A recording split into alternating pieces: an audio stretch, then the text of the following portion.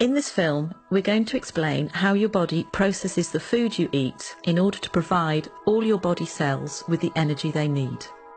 And also what happens when you have diabetes and this system doesn't work properly. When you eat food that contains carbohydrate, it's broken down in the stomach and digestive system into glucose, which is a type of sugar. We need glucose from food because that's what gives us energy. Carbohydrate-containing foods are things like starchy foods, sugary foods, milk and some dairy products, and fruit. This glucose then moves into the bloodstream, and the body detects that the blood glucose level is rising. In response to that, the pancreas, which is a little gland that sits just underneath the stomach, starts to release a hormone called insulin. And it's insulin that helps our body get the energy from the food we eat. The bloodstream then takes the glucose and the insulin to every cell in our body that needs it. To make this easier to understand, let's look at muscle cells. At the muscle cells, it's insulin that allows the glucose to get into the cells where it can be used for energy. It's a bit like insulin is a key unlocking the door to the cells so the glucose can get in. That way, the blood glucose level starts to drop. But the blood glucose level can be topped up at any point by the liver releasing extra glucose that it has stored. The blood glucose rises again, and again the pancreas produces more insulin to move with that glucose through the bloodstream to the muscle cells, open the doors and let the glucose in. The body functions best with the blood glucose at an optimum level. It doesn't like it if the blood glucose rises too high. Normally, there's a cycle within the body which balances out the glucose and the insulin level, and this is achieved by the food you eat, the pancreas and the liver. However, in some people, the system doesn't work properly and they develop diabetes. There are two main types of diabetes, type 1 and type 2. In type 1 diabetes, the body isn't making any insulin at all. This is because of an autoimmune response whereby the body has destroyed the insulin-producing cells in the pancreas. We don't entirely know why that happens in some people and not in others.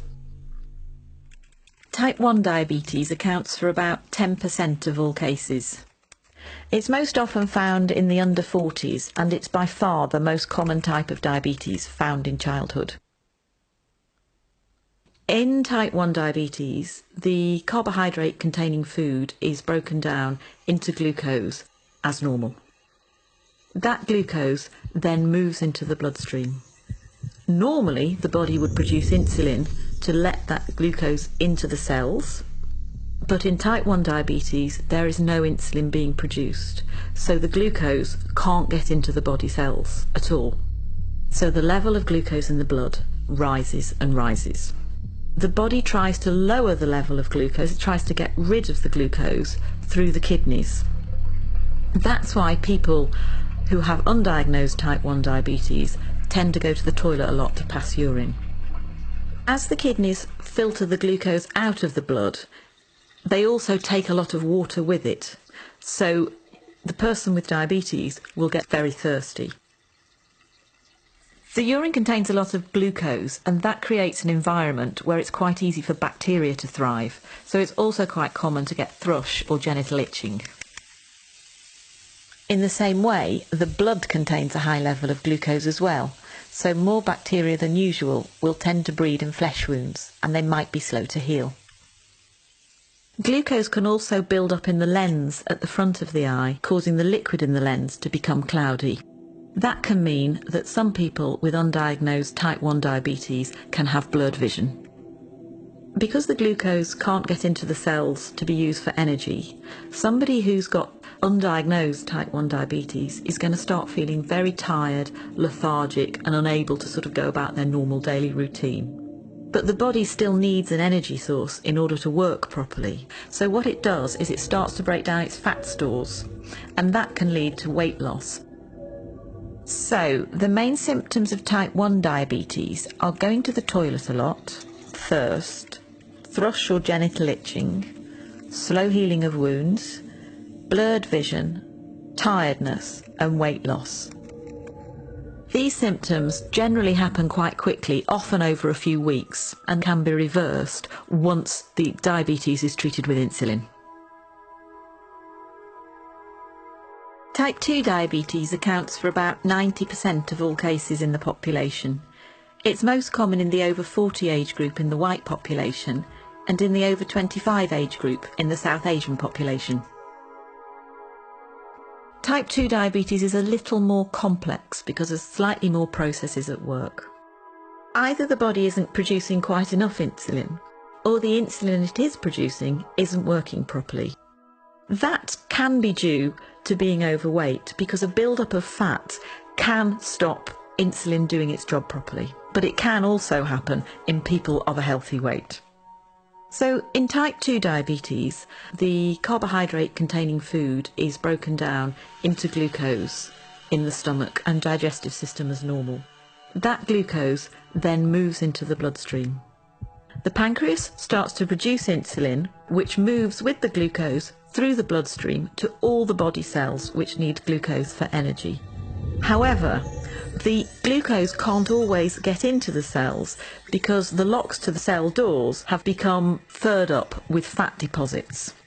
That means that the insulin can't open the cell doors properly. So the level of glucose in the blood continues to rise. In response to this, the pancreas produces even more insulin. So the blood glucose levels continue to rise and the insulin levels continue to rise. This situation is further complicated by the cells, which are desperate for energy, sending out emergency signals to the liver to release stored glucose. The blood glucose level goes up, and the pancreas produces more and more insulin until it can't cope anymore, and eventually it can wear out.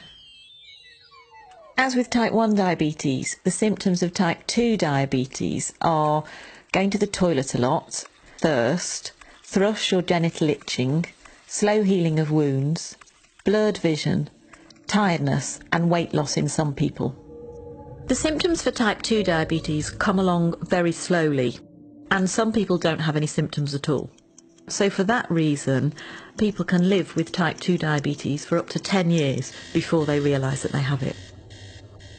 Type 2 diabetes can be treated in a number of different ways. Initially, it may be sufficient to make changes to the food you're eating and to take extra physical activity or lose any weight that may be appropriate.